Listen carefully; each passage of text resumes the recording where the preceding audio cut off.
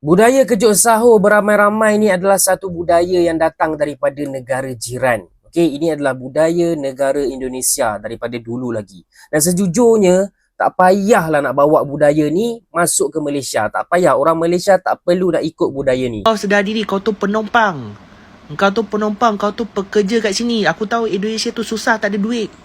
Itu sebab rakyat Indonesia bekerja di Malaysia tapi di bawah agensi. Dasar tak tahu malu bawa budaya korang masuk ke Malaysia. No, tak boleh. Isu tradisi kejut sahur atau sahir di Selangor semakin panas setelah viral di TikTok. Dalam video yang beredar, terlihat sekelompok orang berkeliling pada dini hari sambil membawa alat musik dan pengeras suara untuk membangunkan warga sahur. Namun, bukan hanya soal kebisingan yang diperdebatkan. Sebagian netizen Malaysia justru menuduh pelakunya adalah warga Indonesia. Di kolom komentar muncul pernyataan yang menyebut aksi tersebut sebagai budaya Konoha dan dianggap tradisi buruk yang tidak seharusnya dibawa masuk ke Malaysia. Tuduhan ini memicu perdebatan lebih luas karena ada juga warganet yang menilai tudingan tersebut terlalu cepat dan berpotensi menimbulkan sentimen antar warga dua negara. Rakaman video menunjukkan sekumpulan individu berarak sambil memukul sebuah tong yang dijadikan gendang sambil berselawat bagi mengejutkan orang ramai untuk bersahur, mencetuskan rasa kurang senang orang ramai selepas ia tular di media sosial sejak Isnin. Difahamkan, perarakan yang berlaku di sebuah penempatan di Balakong, Selangor, diketuai dan disertai warga Indonesia. Aku betul-betul tak faham lah dengan orang-orang kehona ni, orang-orang Indonesia yang tak cerdik ni.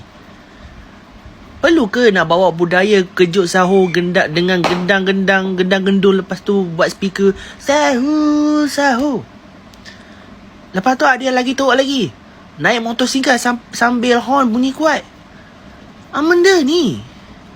Kemo lah Indonesia. Sekarang dah 2026, bukan tahun 90-an. Tahun 90-an boleh lah pakai benda tu. Tapi sekarang ni, aku dah beritahu orang Indonesia aku dah beritahu. Zaman sekarang ni dah ada handphone, dah ada set alarm. Boleh bangun sendiri apa. Kadang-kadang ibu kita pun kejut juga bangun sahur. Handphone dah ada. Contoh orang Indonesia pakai iPhone kan, set alarm lah saya siap. Ni guna handphone, tak kira Oppo ke apa ke, set alarm, kunci jam. Aduh. Bukan setakat tu je guys. Ada lagi teruk. Dia kejut sahur dekat Jepun. Dia ikut budaya yang si Kohona ni tak apa nak pandai ni, dibawa ke Jepun guys. Rosaklah, ya Allah. Patutlah kenapa Indonesia mempunyai kemiskinan yang paling tinggi. Sebab kepimpinan Prabowo Subianto ni yang kamu duk lau-laukan time pemilu ni, ataupun dalam pihak raya presiden ni, dia lebih kurang perangai dia macam PMS lah. Dulu janji macam-macam, tapi bila dah jadi pemerintah ataupun dah jadi ketua tertinggi di negara republik ataupun di negara, tipu, segala tipu guys. Okay, jadi kepada rakyat Indonesia, tak usahlah nak buat gendang-gendu ikut bawa budaya Indonesia ke Malaysia. Tak payah. Rakyat Malaysia ni masing-masing ada handphone sendiri, dah ada set alarm sendiri. Aduh, rosak lah guys. So, kepada rakyat Indonesia, please, tolong jangan buat malu, boleh tak? Engkau sedar diri, kau tu penumpang. Kau tu pekerja kat sini. Aku tahu Indonesia tu susah, tak ada duit. Itu sebab rakyat Indonesia bekerja di Malaysia tapi di bawah agensi.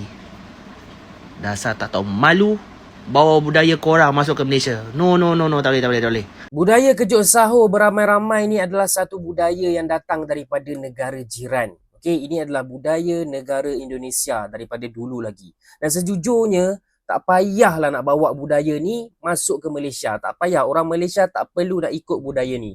Sebab bagi aku, budaya kejut sahur buat bising di awal pagi ni lebih mendatangkan banyak keburukan daripada kebaikan tau. Okey, jom aku cerita sikit lah aku punya pendapat. Sebelum tu, korang yang minat konten-konten isu semasa, info terkini, boleh tekan butang follow dekat sini dan tekan mantap. So, kalau korang nak tahu budaya kejut sahur ni, okey, ramai-ramai akan berkumpul, berarak, pusing satu rumah ke, satu taman ke, satu kampung ke, dan bukan setakat bagi tahu pasal sahur, bukan setakat berselawat ke, berzikir ke apa, tidak. Bergendanglah dengan alat muzik lah, apalah, sambil buat bising di awal pagi. Bahkan ada tempat-tempat tu aku tengok siap naik motor lagi dengan bunyi hornnya. Okay, so apa keburukannya guys? Keburukannya simple saja. Aku rasa dekat tahun 2026 ni, di zaman yang dah serba canggih, teknologi semua ada, aku rasa semua dah boleh bangun sendiri dah.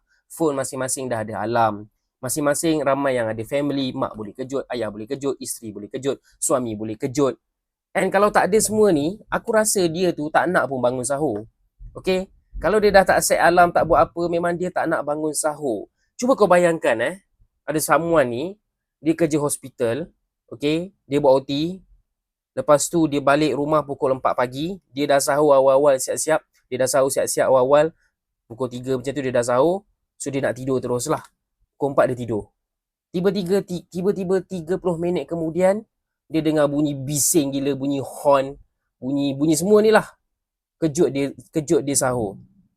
Kau nampak tak betapa bengangnya dia, yang dah penat satu hari, and then just nak tidur dengan tenang, tiba-tiba ada benda yang mengganggu. Guys, sahur bukan wajib guys. Sahur bukan benda wajib.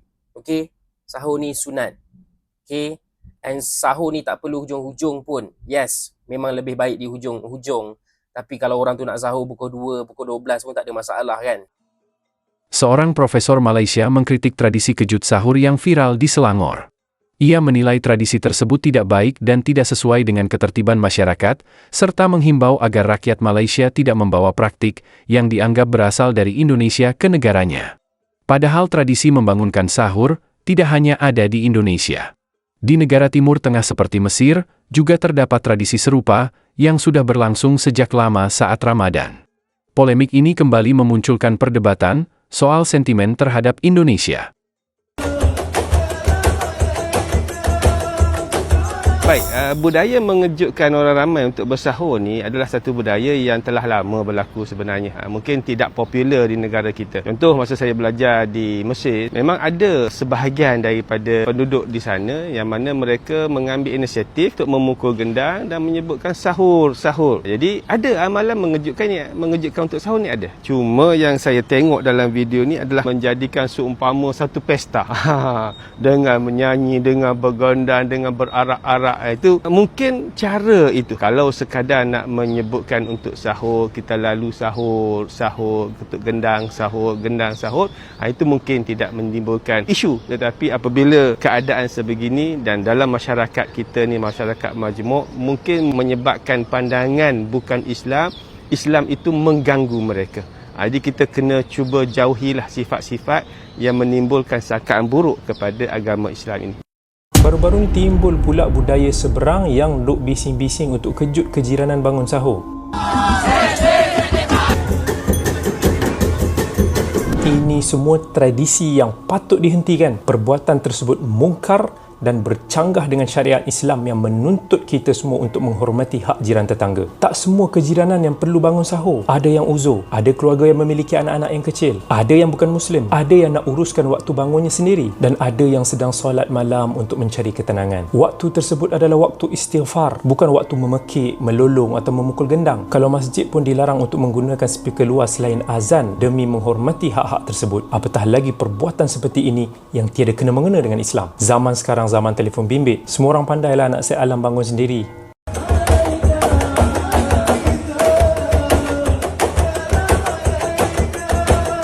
Dalam negara kita ini bukan semua orang dianjurkan untuk bersahur. Ada perempuan yang haid, ada perempuan yang berada dalam keadaan yang nifas, ada anak-anak kecil, ada orang yang mempunyai baby yang perlu untuk tidur, yang mana mereka ini tidak disuruh pun untuk bangun bersahur. Jadi kalau kita lakukan perkara ini, kita akan mengganggu mereka. Bahkan di dalam negara kita juga ada orang-orang yang bukan Islam yang mungkin mereka akan tiba-tiba benci kepada Islam, sedangkan Islam tak menyuruh perkara ini untuk dilakukan. Ada pandangan bahwa hal yang dianggap negatif cepat dikaitkan dengan Indonesia. Sementara budaya yang populer dan menguntungkan disebut sebagai budaya serumpun. Seperti reog Ponorogo, rendang, batik dan lainnya. Bagaimana pendapat kalian? Tulis di kolom komentar.